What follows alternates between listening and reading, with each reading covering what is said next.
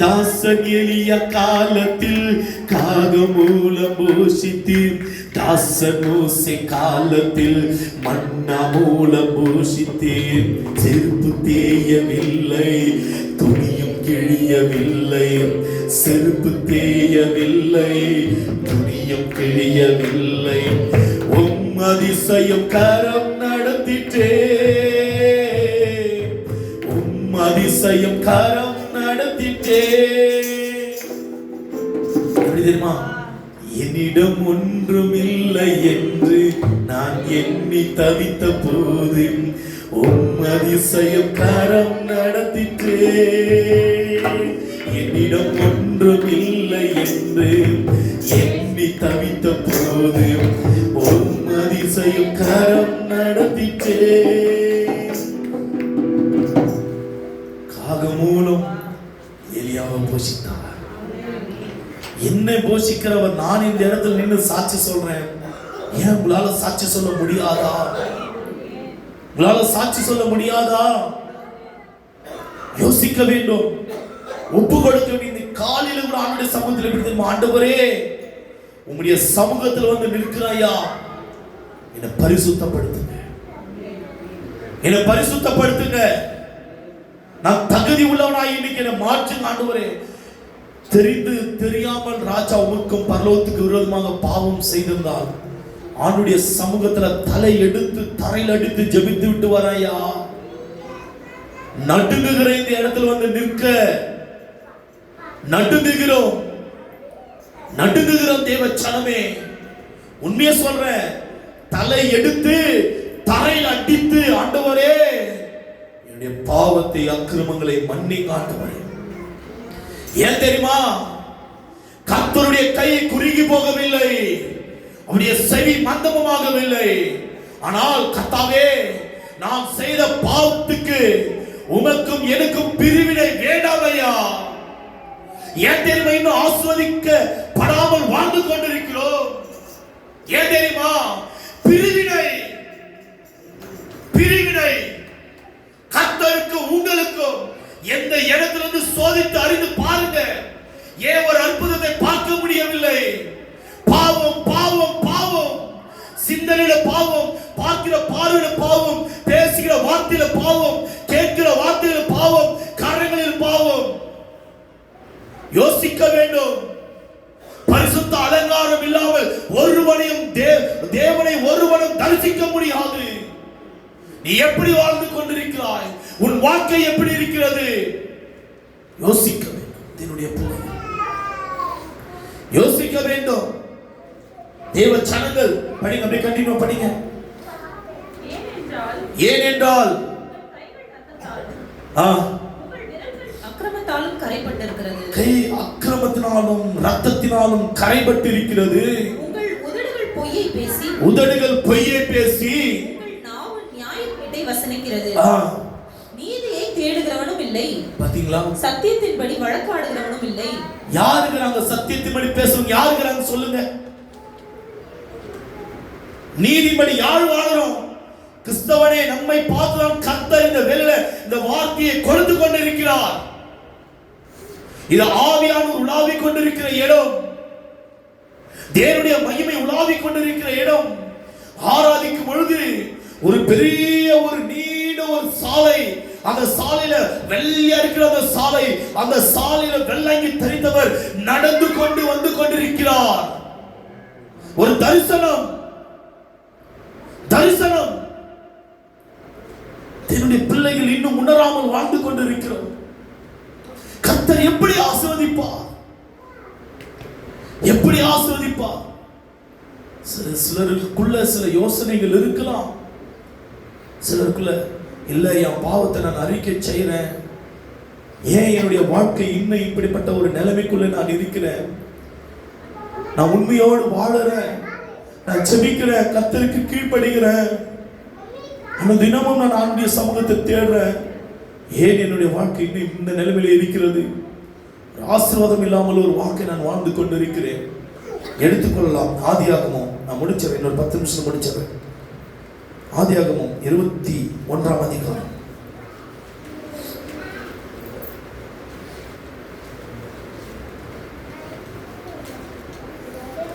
12வது வசனத்திலிருந்து 19 அப்பொழுது தேவன் ஆபிரகாமை நோக்கி 19 வரைக்கும் படிங்க. அந்த பிள்ளையையும் உன் அடிமை பெண்ணையும் குறித்து சொல்லப்பட்டது உனக்கு துக்கமா இருக்க வேண்டாம். ஈசாக்கின் இடத்தில் உன் சந்ததி விளங்கும். ஆதலால் சாராள் உனக்கு சொல்வது எல்லாவற்றையும் கேள். அடிமை பெண்ணின் மகனும் உன் பித்தாய் இருக்கிறபடியால் அவனையும் ஒரு ஜாதியாக்குவேன் என்றார்.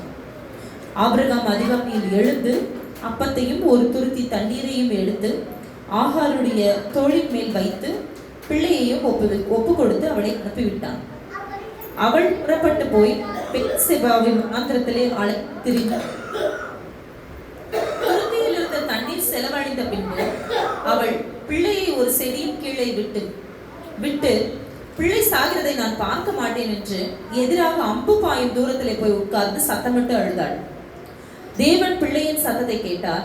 தேவதூதன் வானத்திலிருந்து ஆகாரை கூப்பிட்டு, ஆகாரே, உனக்கு என்ன சம்பவித்தது? பயப்படாதே.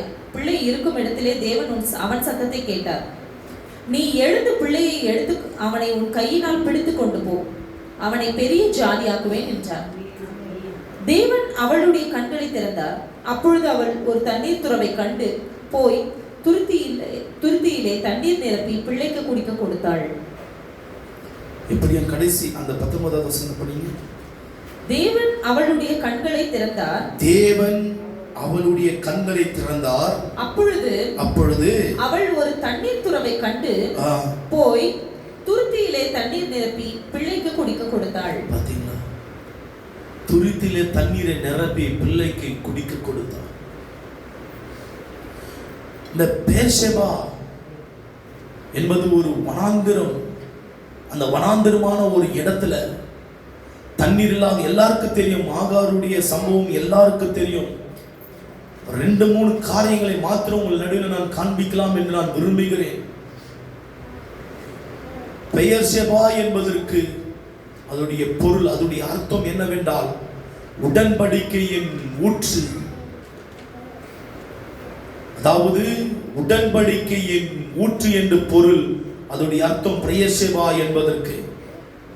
அந்த இடத்துல, அந்த வனாந்திரத்தில் நல்லா புரிந்து கொள்ளுங்க. பெயர்ஷெபா என்பதற்கு உடன்படிக்கையின் ஊற்று. உடன்படிக்கை என்பது ஒரு ஆசீர்வாதம். இன்னைக்கு ஒரு உடன்படிக்கை நான் உங்களிடத்தில் வைத்திருக்கிறேன். கர்த்தர் ஏற்ற காலத்துல உங்க தேசத்துல மழையை வர்ஷிக்க பண்ணுவார் என்று. கணவன் மனைவி இணையும் பொழுது ஒரு உடன்படிக்கை செய்வார்கள். ஊழியக்காரன் முன்பாக நின்று வாழ்விலும் சாவிலும் துக்கத்திலும் இன்பத்திலும் மரணம் பிரித்தால் ஒழிய நான் உன்னை விட்டு விலக மாட்டேன். உடன்படிக்கை. இந்த தேச தலைவரும் இன்னொரு தேச தலைவரும் இணைந்து உடன்படிக்கை செய்து கொள்வார்கள். அதே வண்ணமாக கர்த்தர் மனிதர்களோடு கொடுக்கிற ஒரு ஆசீர்வாதம், ஒரு உடன்படிக்கை. அனுதினமும் கர்த்தர் நம்முடைய திருச்சபைக்கு ஒவ்வொரு வாக்குத்தத்தத்தின் மூலமாக அவருடைய பிள்ளைகளை உடன்படிக்கை மூலமாக தேற்றி ஆற்றிக்கொண்டே இருக்கிறார். உடன்படிக்கை இன்றைக்கு வாக்குத்தத்தம் கர்த்தர் கொடுத்தது உடன்படிக்கை. நம்மிடத்தில் பேசின ஒரு உடன்படிக்கை என்ன தெரியுமா? லேவியராகமம் 26ஆம் அதிகாரம் 4வது வசனம் உடன்படிக்கையாக கர்த்தர் நமக்கு கொடுத்திருக்கிறார். கர்த்தர் நமக்கு கொடுத்திருக்கிறார் வாக்குத்தத்தம். அதாவது வாக்குத்தத்தத்தின் ஊற்று என்று நம்ம எடுத்துக்கொள்ளலாம். உடன்படிக்கையின் ஊற்று, அதாவது வாக்குத்தத்தத்தின் ஊற்று. கர்த்தர் ஆபிரகாமுக்கு சொல்கிறார், நீ அனுப்பிவிடு, உன் மனைவியாகிய சாராளுடைய வார்த்தையை கேள் என்று கேட்ட உடனே ஆகாரை அதிகாலையில் எழுந்து ஆகாரை இஸ்மவேலையும் அனுப்பி விடுகிறார். எப்படி அனுப்புகிறார்? எப்படி அனுப்புறாருங்க? துருத்தில தண்ணீர், அப்பம் 2ம் கொடுத்து விட்டு அவர்களை அனுப்பி விடுகிறார். ஆபிரகாம் எங்கே வருகிறார்கள் தெரியுமா? தண்ணீர் செலவழிந்து விடுகிறது, தண்ணீர் காலியாகி விடுகிறது. பெயர்செபாவில் வந்து வனாந்திரமான ஒரு இடத்தில் நின்று கதறுகிறார்கள். எதற்காக கதறுகிறார்கள்? ஆன்சர் பண்ணலாம். எதற்காக கதறுகிறார்கள்? தண்ணீர் இல்ல, அப்பம் தீர்ந்து விட்டது, உணவு பரவாயில்ல, தண்ணீர் இருந்து உணவு இல்லையா பரவாயில்ல, வாழ்ந்து விடலாம். ஆனால் தண்ணீரும் செலவழிந்து விட்டது, தண்ணீரும் காலியாகி விட்டது. எங்களிடத்துல உணவும் இல்லை, ஒரு மரத்து ஒரு செடி கீழே அவனை அமர வைத்துட்டு கதறுகிறான். இஸ்மவேல் கண்ணீர் சிந்துகிறான், அழுகிறான். ஒரு தாயாருடைய ஏக்கம் துக்கம் அந்தால தாங்க முடியவில்லை. அம்பு பாயும் தூரத்துல கொஞ்ச தூரம் சென்று, ஐயோ என் பிள்ளை அழுகிறான், என் பிள்ளை கதறுகிறான், என் பிள்ளை கண்ணீர் சிந்துகிறான், ஏன் என் சத்தம் யாரும் கேட்க மாட்டார்களா? இந்த வனாந்திரமான இடத்துல தண்ணீர் இல்லையா என்று ஏங்கி தவிக்கிறாள். துருத்திய பார்க்கிறாள், துரித்த தண்ணீர் இல்லை, தண்ணீர் இல்லை. பேசேபா என்பதற்கு வாக்குதத்தத்தின் ஊற்று, உடன்படிக்கையின் ஊற்று. நீங்க புரிந்து கொள்ளுங்க. ஆகார் எந்த இடத்துல நின்று கொண்டிருக்கிறாள் என்று அவருடைய கண்கள் திறக்கப்படவில்லை. தேவ ஜனமே, அவருடைய கண்கள் திறக்கப்படவில்லை. வாக்குதத்த ஊற்று என்று சொல்லப்படுகிற இடத்துல நின்று கொண்டிருக்கிறார், நின்று கொண்டிருக்கிறார். வாக்குதத்தம் என்று சொல்லப்படுகிற வனாந்திரமான ஒரு இடத்துல நின்று கொண்டிருக்கிறார். இன்னைக்கு நினைக்கலாம், ஐயோ இந்த வீடு கட்ட முடியாதே. இன்னைக்கு நினைக்கலாம், ஐயோ இந்த வியாதி என்னை விட்டு விலகாதா. இன்னைக்கு நினைக்கலாம், ஏன் பிள்ளைகளுடைய வாழ்க்கை இப்படி இருக்கிறது, ஏன் நான் கடனாராய் வாழ்ந்து வாழ்ந்து மறித்து விடுவோம் என்று நீங்க ஏங்கி தவித்துக் கொண்டிருக்கலாம். நீங்கள் பேசேபாவிலே நின்று கொண்டிருக்கிறீர்கள். எத்தனை பேருக்கு புரியுது தெரியல. நீங்க பேசேபாவிலே நின்று கொண்டிருக்கிறீர்கள். ஆனால் உடைய கண்கள் கட்டப்பட்டு இருக்கிறது. தேவச்சனமே, உடைய கண்கள் கட்டப்பட்டு இருக்கிறது. கண்கள் திறக்கப்படவில்லை இன்னும். அதனாலதான் அந்த மகிமையை உணர முடியாமல் தவித்துக் கொண்டிருக்கிறோம். அழுகிறாள். அம்பியரி தூரத்துக்கு போய் ஆகார் அழுகிறார்கள், கண்ணீர் சிந்துகிறார்கள். ஒரு சத்தம் கேட்கிறது, தூதனுடைய சத்தம் கேட்கிறது. ஆகாரே ஏன் அழுகிறாய்? சத்தம் கேட்கிறது. கேட்டவுடனே கண்கள் திறக்கப்படுகிறது. தேவச்சனமே, கண்கள் திறக்கப்படுகிறது. திறக்கப்பட்ட உடனே எப்படியா அந்த வனாந்திரத்துல இதை பார்க்கிறாள். போய் இதுதான் யார் ரகசியம். ஏன் உங்க பிள்ளைகளுடைய வாழ்க்கை இப்படி இருக்கிறது தெரியுமா? வாக்குதத்த அந்த இடம் எப்படிப்பட்டது? வனாந்திரம். அந்த இடத்துடைய பெயர் என்ன? பேசக்கூடிய அர்த்தம் என்ன? உடன்படிக்கை ஊற்று, வாக்குதத்தத்தின் ஊற்று.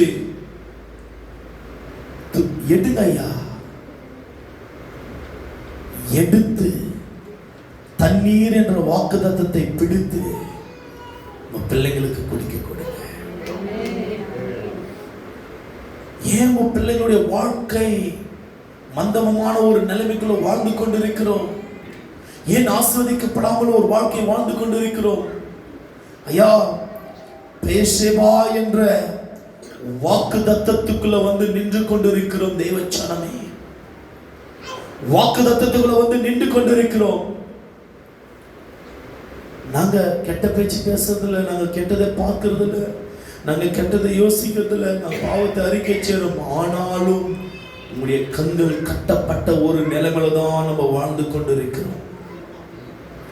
கட்டப்பட்ட ஒரு வாழ்க்கை தான் நம்ம வாழ்ந்து கொண்டிருக்கிறோம். இது உணர வேண்டும். நீங்கள் பேசேபாவுக்கு வந்திருக்கிறீர்கள். வாக்குதத்தம் ஊற்று என்ற ஒரு பகுதிக்குள்ள வந்திருக்கிறீர்கள். அந்த இடம் முழுவதுமே வாக்குதத்த ஊற்று ஐயா. ஒரு துருத்தி தண்ணீர் காலியாகிவிட்டது. கண்ணீர் சிந்தி புலம்பி அழுது கொண்டிருக்கிற ஆண்டவரை ஒவ்வொரு நேரத்துல மறுதளித்து விட்டு அழுது கொண்டிருக்கிறோம். வாக்குதத்த ஊற்று பெயர்சேபா என்பதற்கு அந்த வனாந்திரம் முழுவதும் வாக்குதத்த ஊற்றுகளை கர்த்தர் வைத்திருக்கிறார். இந்த ஆலயம் முழுவதும் விடுதலை, விடுதலை, சுகம், சமாதானம், மகிமை என்று ஆண்டவர் நிரப்பி வைத்திருக்கிறார். இன்னும் கண்கள் கட்டப்பட்ட நிலைமையிலே வந்து உட்கார்ந்து இருக்கிறோம். அதனாலதான் அந்த ஊற்றை பார்க்க முடியவில்லை. அதனாலதான் அவருடைய துருத்தி எடுத்து உன்னாலே தண்ணீர் நிரப்ப முடியவில்லை. அதனாலதான் அந்த தண்ணீரை உடைய குடும்பத்துக்கு கொடுக்க முடியவில்லை. கட்டப்பட்ட ஒரு நிலைமையில வந்திருக்கிறோம். தேவச்சனமே, கட்டப்பட்ட ஒரு நிலைமையில வந்திருக்கிறோம். இன்னைக்கு கர்த்தர் இடத்துல ஒப்பு கொடுக்கணும். நீங்க கர்த்தர் இடத்துல கேட்கணும். நீங்க பேசேபாவுக்கு நான் வந்திருக்கிறேன் ஏசப்பா. ஊற்று, தண்ணீர். வாக்குத்தத்தம் பண்ணப்பட்ட இடத்துக்கு நாங்கள் வந்து இருக்கிறோம். கர்த்தர் ஒரு திட்டம் இல்லாமல் ஒரு மனிதனை நடத்த முடியாது. கர்த்தர் திட்டத்தோடு தான் அந்த மனிதனுடைய வாழ்க்கை மாறணும். இந்த இடத்துல என்ன ஏனதானம் கொடுத்திருக்குன்னு நினைக்காதீங்க, ஏனதானம் இருக்குன்னு நினைக்காதீங்க. ஆபிரகாம் காலையில எழுந்து, அதுக்கு ஒரு அர்த்தம் இருக்குதுங்க. அப்பத்தை எடுத்து, அதுக்கு ஒரு ரகசியம் இருக்குது. தண்ணீர், அதுக்கு ஒரு ரகசியம் இருக்கிறது. இல்லாமல் ஒரு இடத்துல பைபிள்ல நல்லா விளங்கி கொள்ளுங்க. ஒரு கமா, ஒரு புள்ளி வைத்திருந்தாலும் எவ்வளோ ரகசியங்கள் அடங்கியிருக்கும் அதுக்குள்ள. இது என்னப்பா இந்த இடத்துல கமா வருது, என்னப்பா இந்த இடத்துல புள்ளி வருது? யோசிக்காதீங்க. வானத்தையும் பூமியை படைத்தவருடைய வார்த்தை இது, அவருடைய வார்த்தை இது. சரிங்களா? அப்படி இருக்கும்போது பாருங்க, ஈசாக்கையும் அதிகாலையில எழுந்து ஒரு மலைக்கு கொண்டு போறார் தேவச்சனமே. பலி கொடுக்க எவ்வளவு ரகசியங்கள் தெரியுமா அடங்கியிருக்கிறது. 2 முறை நம்ம சபையில் எடுத்திருக்கிற அந்த ரகசியத்தை குறித்து 2 முறை எடுத்திருக்கிறேன்.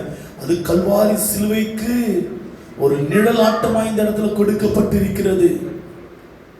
கல்வாரி சிலுவைக்கு நிழலாட்டமா இந்த இடத்துல கொடுக்கப்பட்டிருக்கிறது ஈசாக்குடைய சம்பவம். அப்படி இருக்கும்போது தேவச்சனமே, ஒவ்வொன்றும் அவ்வளவு ஆழமான காரியங்கள், அவ்வளவு ஆழமான ரகசியங்கள். இது தேவனுடைய பிள்ளைகளுக்கு விளங்க வேண்டும்.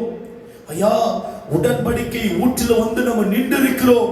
ஆனால் ஒரு சொட்டு தண்ணிக்காக ஏங்கி தவித்துக் கொண்டிருக்கிறோம். இன்னும் இப்படி இருக்கிறது, இன்னும் இப்படி இருக்கிறது, இன்னும் இப்படி இருக்கிறது. கண்கள் கட்டப்பட்டிருக்கிறது. ஆண்டவரிடத்துல கேட்கிறேன், என் கண்கள் தகப்பனை கட்டப்பட்டு, கண்களை திறந்தரணும் ஆண்டவரே, என் கண்களை திறந்தனாலோடு, என் கண்களை திறந்தனாலோடு நீ பார். கர்த்தர் வைத்த ஆசீர்வாதங்களை நீ பார். கர்த்தர் உனக்காக நியமித்த ஆசீர்வாதங்களை பார் தேவச்சனமே. நம்முடைய கண்கள் கட்டப்பட்ட ஒரு நிலைமையில தான் இன்னும் நம்ம சபைக்குள்ள அமர்ந்து இருக்கிறோம். அதனாலதான் ஆசீர்வாதம் பார்க்க முடியவில்லை தேவனுடைய பிள்ளைகளே. அல்லேலூயா. படிங்களா? லேவியராகமம் 26ஆம் அதிகாரம் 4வது வசனம் படிங்க, முடிச்சிடுறேன். நான் ஏற்ற காலத்திலே உங்களுக்கு மழை பெய்ய பண்ணுவேன், பூமி தன் பலனையும் தன்னுடைய கனிகளை கொடுக்கும். இந்த ஆகாருடைய தொடர்ச்சி நான் அடுத்த வாரம் என்ன நான் தொடர்றேன். இன்னும் நிறைய காரியங்கள் இருக்கு. நான் 11:30 மணிக்கு முடிக்கிறேன்னு சொல்லிட்டு நான் 11:30 மணிக்கு முடிச்சிடறேன். என்னுடைய வார்த்தையில நான் கரெக்டா இருக்கிறேன். உங்களுடைய வார்த்தையில நீங்க கரெக்டா இருக்கணும். 9:30 மணிக்குள்ளலாம் நீங்க வந்தணும் தேவனுடைய பிள்ளைகள். அல்லேலூயா. இருக்கும் பொழுது இந்த தொடர்ச்சின்னு நம்ம முடியல. ஆகார் தினம் தொடர்ச்சி முடியல. ஆகார்னா யாரு? ஆகார் யாருடைய பெண்? ஆகார் யாருடைய பெண்? ஏன் ஆபிரகாமுக்கு திருமணம் செய்து கொடுக்க வேண்டும் ஆகார? ஏன் இஸ்மவேல் பிறக்க வேண்டும் தெரியுங்களா? இஸ்மவேலுக்கு வயது என்ன? ஏன் அவங்க 2 பேரும் சாரால் ஆகாரம் பிரிந்து ஏன் வெளியே வர வேண்டும்?